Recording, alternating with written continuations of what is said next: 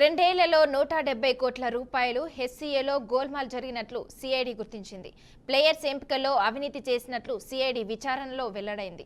ఇక హెచ్సీఏ సభ్యులు ప్లేయర్స్ తల్లిదండ్రుల నుంచి భారీ మొత్తంలో డబ్బులు వసూలు చేశారు. హెచ్సీఏలో చెక్ పవర్ను దుర్వినియోగం చేసినట్లు తేలింది. బీసీసీఐ ద్వారా వచ్చిన నిధుల్లో గోల్మాల్ జరిగిందని సిఐడి పేర్కొంది. ఎస్ఆర్హెచ్ నుంచి కాంప్లిమెంటరీ పాస్లను సైతం బ్లాక్లో అమ్ముకొని నిందితులు సొమ్ము చేసుకుంటున్నారు. క్రీడాకారుల కోసం ఉపయోగించాల్సిన కాంప్లిమెంటరీ పాస్లలో పెద్ద ఎత్తున అవినీతి జరిగిందని తేలింది. ఎస్ఆర్హెచ్ పై జగన్మోహన్ రావు వేధింపుల వ్యవహారంలో యాజమాన్యం స్టేట్మెంట్ను సిఐడి రికార్డ్ చేసింది.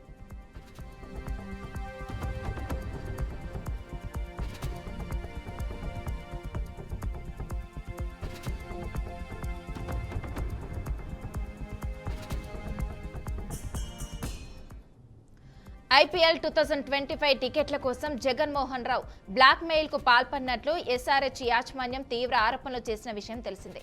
ఎస్ఆర్హెచ్ హెచ్సీఏ మధ్య టికెట్ల వివాదం నెలకొనడంతో తెలంగాణ సీఎం రేవంత్ రెడ్డి ఆదేశాల మేరకు విజిలెన్స్ అండ్ ఎన్ఫోర్స్మెంట్ విభాగం విచారణ జరిపి ప్రభుత్వానికి నివేదిక ఇచ్చింది.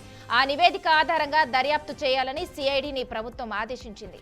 ఎస్ఆర్హెచ్ టీసీఏ ఇచ్చిన ఫిర్యాదుల ఆధారంగా సిఐడి ఎఫ్ఐఆర్లు నమోదు చేసింది. ఆర్థిక అక్రమాలు, పత్రాలు, ఫోర్జరీ, బ్లాక్ మెయిలింగ్, బెదిరింపులు, నిధుల మళ్లింపు, విడుదల వంటి ప్రాథమిక ఆధారాలు సిఐడి సేకరించింది. నివేదిక ఆధారంగా సిఐడి కేసు నమోదు చేసి జగన్మోహన్ రావును అరెస్ట్ చేసింది.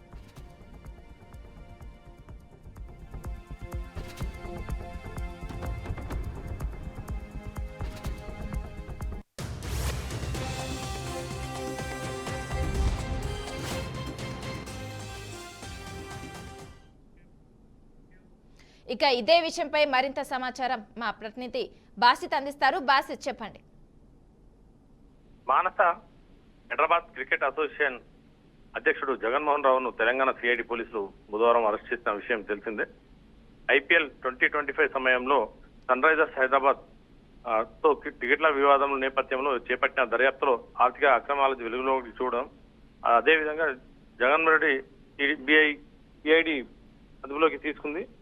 జగన్మోహన్ రెడ్డితో పాటు హెచ్సీఏ కోశాధికారి శ్రీనివాసరావు, సీఈఓ సునీల్, ప్రధాన కార్యదర్శి రాజేందర్ యాదవ్, ఆయన భార్య కవితలను కూడా సిఐడి అరెస్ట్ చేసి విచారించింది. ఈ కేసులో సంచలన విషయాలు వెలుగులోకి రావడంతో రెండేళ్లలో 170 కోట్ల రూపాయల హెచ్సీఏలో గోల్మాల్ జరిగిందని సిఐడి గుర్తించింది. ప్లేయర్స్ ఎంపికలో అవినీతి చేసినట్లు సిఐడి విచారణలో వెల్లడైంది. హెచ్సీఏ సభ్యులు ప్లేయర్స్ తల్లిదండ్రుల నుంచి భారీ మొత్తంలో డబ్బులు వసూలు చేశారని, హెచ్సీఏలో చెక్ పవర్ దుర్వినియోగం చేశారని, బీసీసీఐ ద్వారా వచ్చిన నిధుల్లో గోల్మాల్ కూడా జరిగిందని సిఐడి పేర్కొనడం జరిగింది. ఎస్ఆర్హెచ్ నుంచి కాంప్లిమెంటరీ పాస్లకు సైతం బ్లాక్ లో అమ్ముకుని నిందితులు సొమ్ము చేసుకున్నారు. క్రీడాకారుల కోసం ఉపయోగించాల్సిన కాంప్లిమెంటరీ పాస్లు పెద్ద ఎత్తున అవినీతి జరిగిందని ఈ విషయంలో తెలిసింది. ఎన్ఆర్హెచ్ పై జగన్మోహన్ రావు వేధింపుల వ్యవహారంలో కూడా యాజమాన్యం స్టేట్మెంట్ ను సిఐడి రికార్డు చేయడం జరిగింది. ఐపీఎల్ 2025 టికెట్ల కోసం జగన్మోహన్ రావు బ్లాక్ మెయిల్ కు పాల్పడినట్లు ఎస్ఆర్హెచ్ యాజమాన్యం తీవ్ర ఆరోపణలు చేయడం జరిగింది. ఈ విషయం తెలిసిందే, కానీ ఎస్ఆర్హెచ్ హెచ్సీఏ మధ్య టికెట్ల వివాదం నెలకొనడంతో తెలంగాణ సీఎం రేవంత్ రెడ్డి ఆదేశాల మేరకు విజిలెన్స్ అండ్ ఎన్ఫోర్స్మెంట్ విభాగం విచారణ జరిపి ప్రభుత్వానికి నివేదిక ఇవ్వడం కూడా జరిగింది. ఆ నివేదికలో ఆధారంగా దర్యాప్తు చేయాలని సిఐడిని ప్రభుత్వం ఆదేశించింది. ఎన్ఆర్హెచ్ ఈసీఐ ఇచ్చిన ఫిర్యాదుల ఆధారంగానే సిఐడి ఎఫ్ఐఆర్లు నమోదు చేయడం జరిగింది. ఆర్థిక అక్రమాలు, పత్రాల ఫోర్జరీ, బ్లాక్ మెయిలింగ్, బెదిరింపులు, నిధుల మళ్లింపు, విడుదల వంటి ప్రాథమిక ఆధారాల సిఐడి సేకరించింది. నివేదిక ఆధారంగానే సిఐడి కేసు నమోదు చేసి జగన్మోహన్ రావును అరెస్ట్ చేసిందని మనకు సమాచారం అందింది. Manasa. Okay, thank you Basit.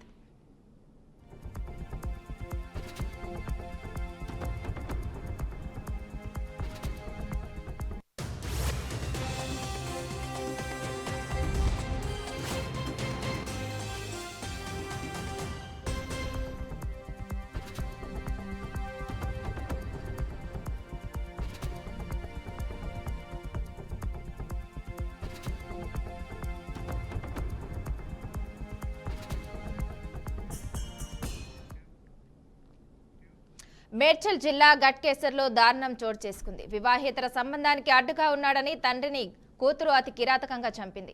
కూతురు వేరే వాళ్లతో కలిసి ఉండటం నచ్చక తరచూ కూతురు మనిషాతో గొడవ పడుతూ ఉండేవాడు. దీంతో కోపం పెంచుకున్న కూతురు తండ్రి లింగం అడ్డును ఎలాగైనా తొలగించుకోవాలని అనుకుంది. దీనికోసం తల్లి ప్రియుడితో కలిసి ప్లాన్ వేసింది. నిద్ర మాత్రలు కళ్ళులో కలిపి తండ్రి లింగంకు తల్లి శారద ఇచ్చింది. అపస్మారక స్థితిలోకి వెళ్లిన తర్వాత దిండు పెట్టి ఊపిరి ఆడకుండా చేసి చంపేసింది.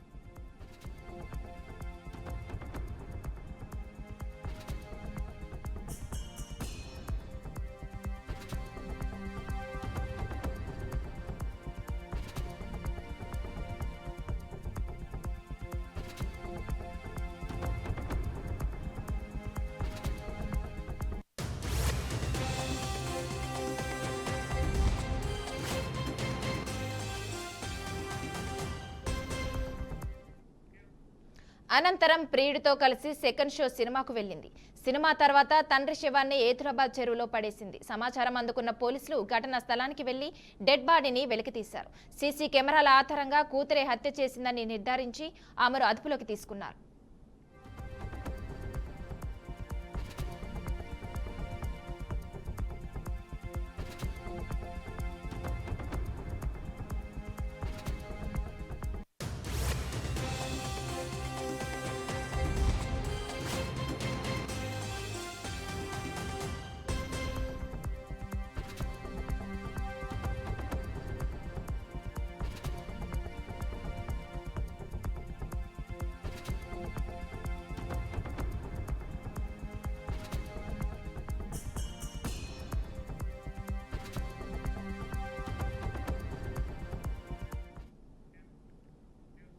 కల్తీ కల్లు ఘటనలో నిమ్స్ ఆసుపత్రిలో చికిత్స పొందుతున్న బాధితులను తెలంగాణ బీజేపీ అధ్యక్షుడు రామచంద్రరావు పరామర్శించారు.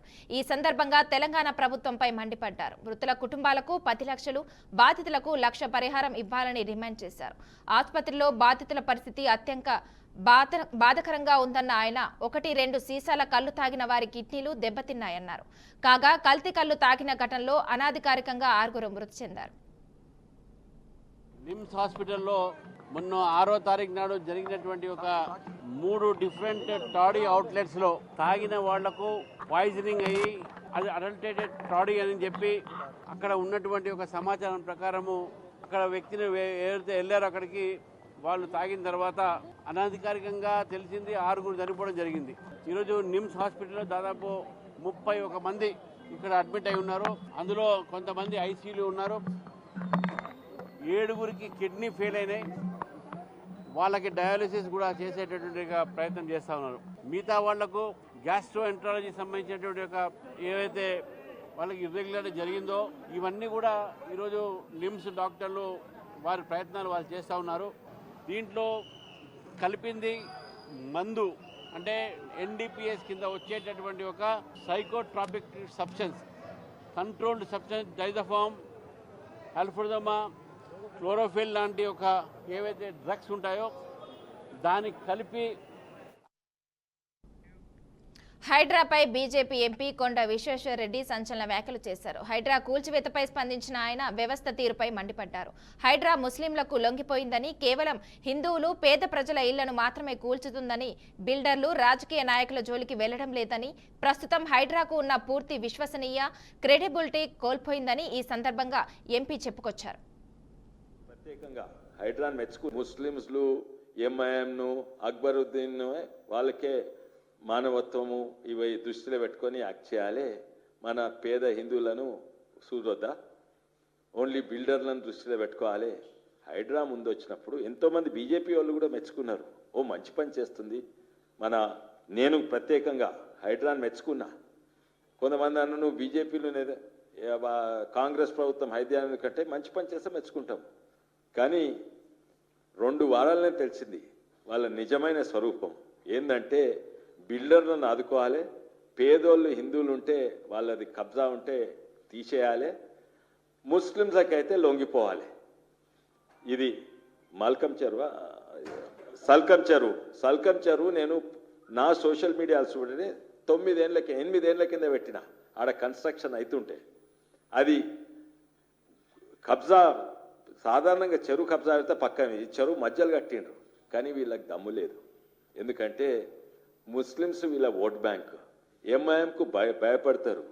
ఎంఐఎం ఓల్డ్ సిటీని పాలించేది కాంగ్రెస్ ప్రభుత్వం కాదు, తెలంగాణ ప్రభుత్వం కాదు, ఎంఐఎం.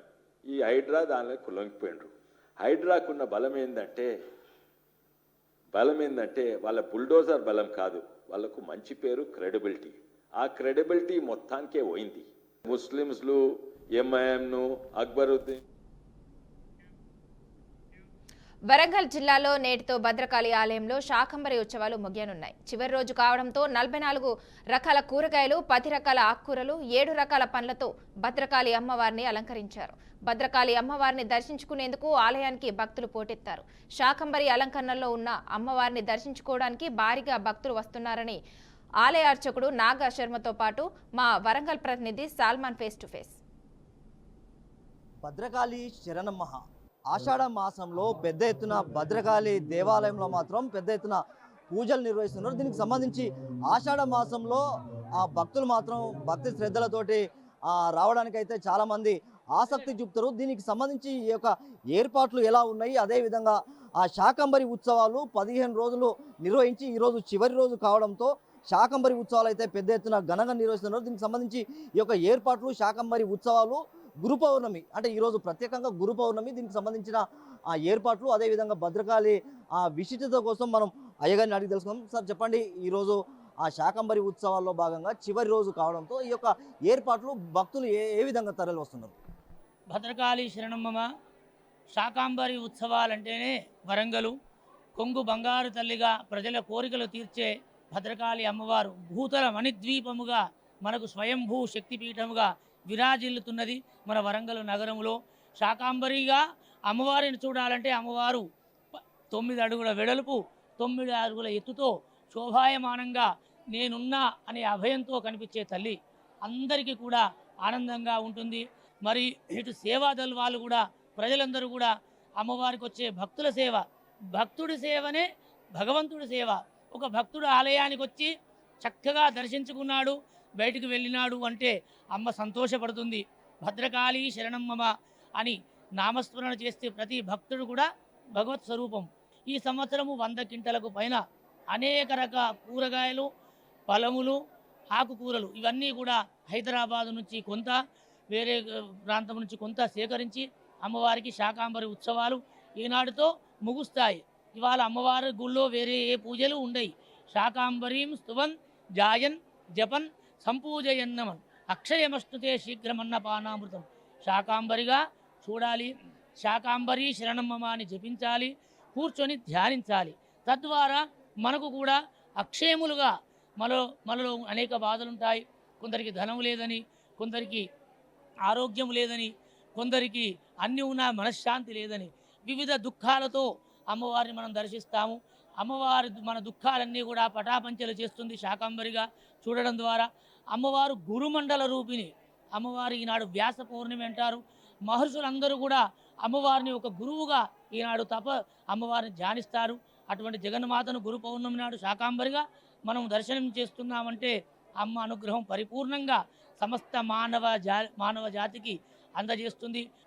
చూసుకున్నట్లయితే ఆషాఢ మాసంలో పెద్ద ఎత్తున మాత్రం ఈ యొక్క శాకంబరి ఉత్సవాలు భద్రకాళి దేవాలయంలో జరుగుతుంది. చివరి రోజు కావడంతో శాకంబరి ఉత్సవాల్లో భాగంగా సుమారు 100 టన్నుల పైకి కూరగాయలు, అదేవిధంగా కొన్ని రకరకాల పూలు, అదేవిధంగా పండ్లు కూడా ఈ యొక్క బంగారంతో కొలుగా తీర్చే యొక్క భద్రకాళి దేవాలయంలో ప్రతి ఒక్కరు సుఖ సంతోషాలతో ఉండేందుకు మాత్రం మొక్కులు చెల్లిస్తున్నారు. భద్రకాళి శరణం మహా అని అయితే మొక్కులు చెల్లించుకునేందుకు మాత్రం భక్తులు పెద్ద ఎత్తున ఈ యొక్క బారులు తీరిన సందర్భం అయితే మనం చూస్తున్నాం. ఖచ్చితంగా భద్రకాళి ఉత్సవాల్లో పెద్ద ఎత్తున భక్తులు తరలి వచ్చి వారి యొక్క మొక్కులు చెల్లించి, అదేవిధంగా ప్రజలందరూ సుఖ సంతోషాలతో ఉండేందుకు ప్రజలు అందరూ మొక్కులు చెల్లించుకున్నారని చెప్తున్నారు. వీడియో జర్నలిస్ట్ కిరణ్తో సాల్మోన్, బీఆర్కే న్యూస్, వరంగల్.